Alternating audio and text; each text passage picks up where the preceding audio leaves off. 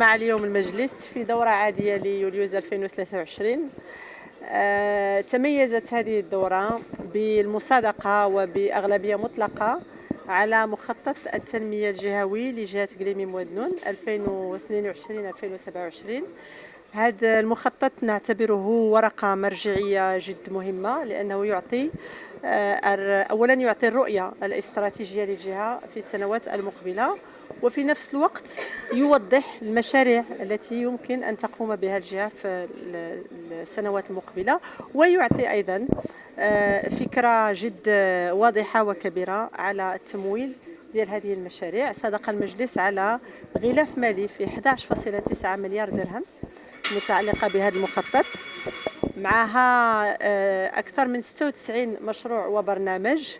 الهدف الأول ديالو أو أكثر من 50% من هذا البرنامج سوف تخصص إن شاء الله لمشاريع متعلقة بما سميناه استدراك الخصص ديال البنية التحتية داخل الجهة، ونحن نعلم أن هناك خصص كثير يجب أن نستدركه من أجل أن نتحدث عن التنمية المستدامة داخل الجهة، ومن أجل أيضا أن نصل إلى وتيرة يعني تكون بسرعة أكبر في من أجل التنمية.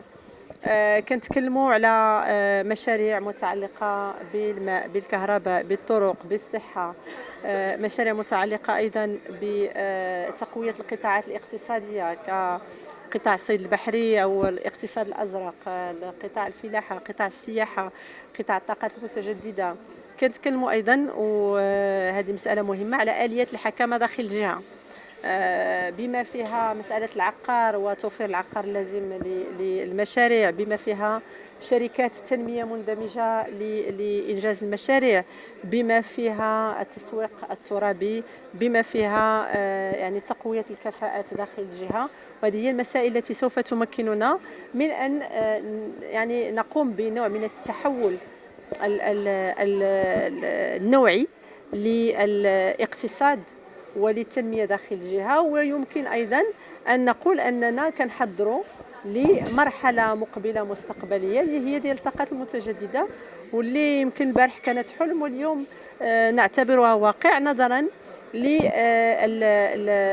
للأهمية التي يعبر عنها عدد من المستثمرين فيما يخص الطاقات المتجددة داخل جهة قليمي موادنون.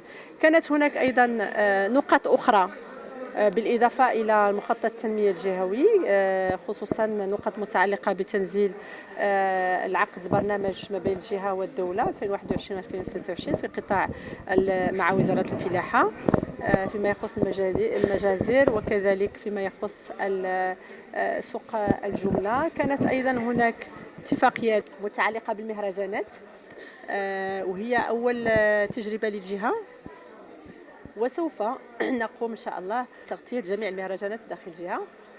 وأخيرا كانت اتفاقيات ديال الصناعة التقليدية مع غرفة صناعة اتفاقيات لتمويل نقل المخيمات الصيفية.